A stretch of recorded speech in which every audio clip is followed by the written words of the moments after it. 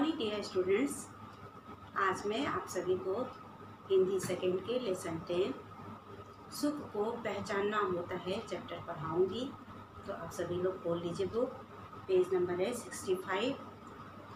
यह एक लोक कथा है। इस पाठ पे बताया गया है कि सुख दुख हमारे ऊपर निर्भर करते हैं। जैसा हम सोचते हैं वही हमको वैसा ही दिखाई पड़ता है। तो पाठ की शुरुआत करती हूँ, आप सभी लोग ध्यान दीजिए। बहुत दिन हुए फिलिस्तीन में एक दर्जी रहता था। उसका नाम था मूसा। मूसा बहुत गरीब था। उसकी छोटी सी झोपड़ी काफ़ी पुरानी और जर्जर अवस्था में थी। वह हर समय दुखी रहता था। गरीबी से हताश मूसा चिड़चिड़ा होने लगा था। जरा जरा सी बात भी उसे सहन नहीं होती थी। यहाँ तक कि अब उसे अपनी बेटियों की शोर भी बुरा लगने लगा था। उसकी बेटियाँ यह देखकर उदास हो जाती। अपने पिता की यह दशा बेटियों के लिए असह्य थी। एक दिन जब घर में शोर होने लगा तो मूसा उस शोर से इतना घबराया कि गांव के रब्बी के पास जाकर बोला, मेरा जीवन दुखों से भरा हुआ है। रात दिन परिश्रम करता हूँ, फिर भी सुख का द्वार मेरे लिए खुलता ही नहीं है। ऊपर से छोटी सी झोपड़ी है जिसमें मेरी बेटियां हर समय शोर मचाती रहती हैं। मुझे एक पल के लिए भी शांति और सुख नहीं है।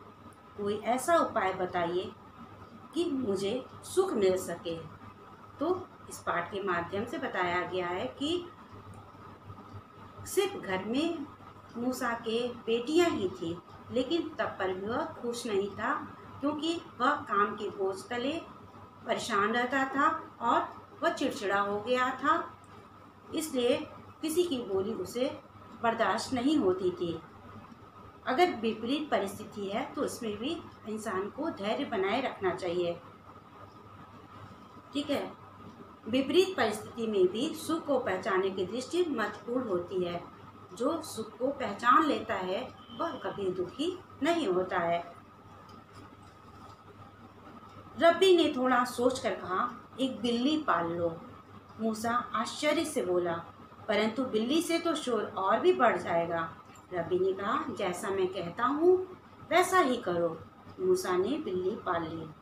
वही हुआ जिसका उसे डर था। बिल्ली सारा दिन सारी रात झोपड़ी में म्याऊं म्याऊं करती रहती थी। अब तो शोर और भी बढ़ गया। मूसा ने रब्बी के पास जाकर उन्हें अपनी परेशानी से अवगत कराया। अवगत कराना मतलब बताना।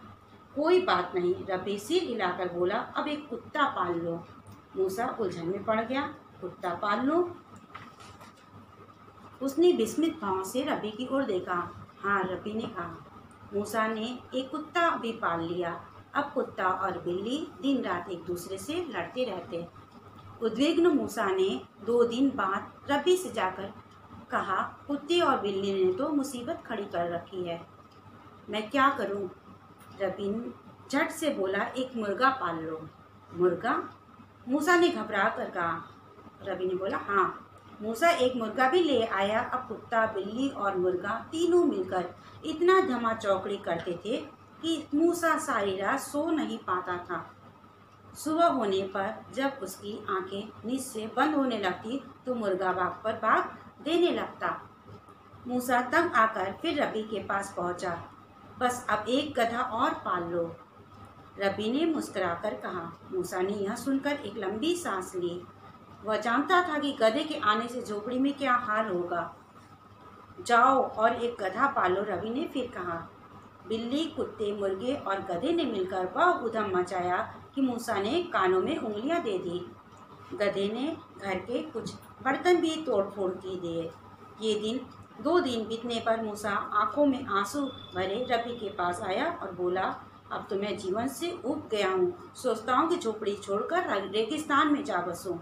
झोपड़ी में हर समय भूचाल सा आता रहता था। कुत्ता, बिल्ली और मुर्गा ही क्या कम थे, जो अब एक गधा भी आ गया। रात दिन ढेचू ढेचू करता रहता। इसकी रात दिन की ढेचू ने मुझे विक्षिप्त कर दिया है। रब्बी अत्यंत सहजता से वो कहा, अब ऐसा करो, गधे को बेच दो, 2 दिन बाद मुझसे मिलना। 2 दिन बाद रबी ने पूछा, क्यों, कैसे हो? मूसा मुस्कुराकर बोला, गधी के जाने से बड़ी शांति हो गई है।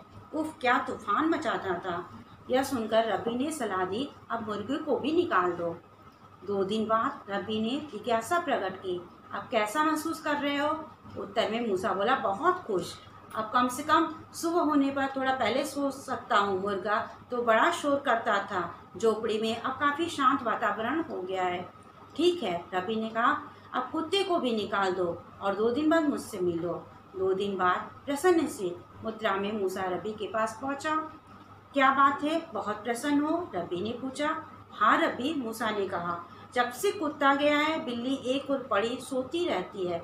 मेरी झोपड़ी में बड़ी निश्चिंतता है। अब मैं खुश हूँ। यह सुनकर रबी ने सिर हिलाया और मंदहास में कहा, अब बिल्ली को भी निकाल दो। बिल्ली के रहने ही क्यों न दें? मूसा ने कहा, उसके रहने से मुझे कोई आपत्ति नहीं, चुपचाप एक तरफ पड़ी रहती है। जैसा मैं कहता हूँ वैसा ही करो, रबी ने कहा।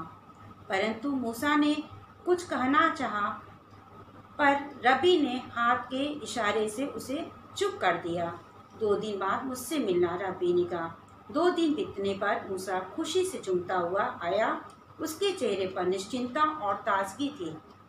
अब क्या हाल है? रबी ने प्रश्न किया। मूसा ने उत्तर दिया, अब तो झोपड़ी में इतनी शांति और सन्नाटा है कि मैं घबरा जाता हूँ।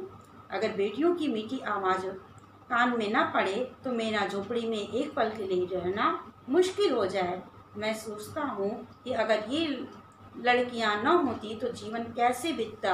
उनकी प्यारी बातें मेरे दुख भुला देती हैं। क्या तुम सुखी हो? रबी ने पूछा। तो जवाब देता है, मैं संसार का सबसे भाग्यशाली मनुष्य हूँ। मैंने सुख पा लिया, मूसा ने प्रफुल्लित स्वर में कहा। आपने मुझे सुख दे दिया। अब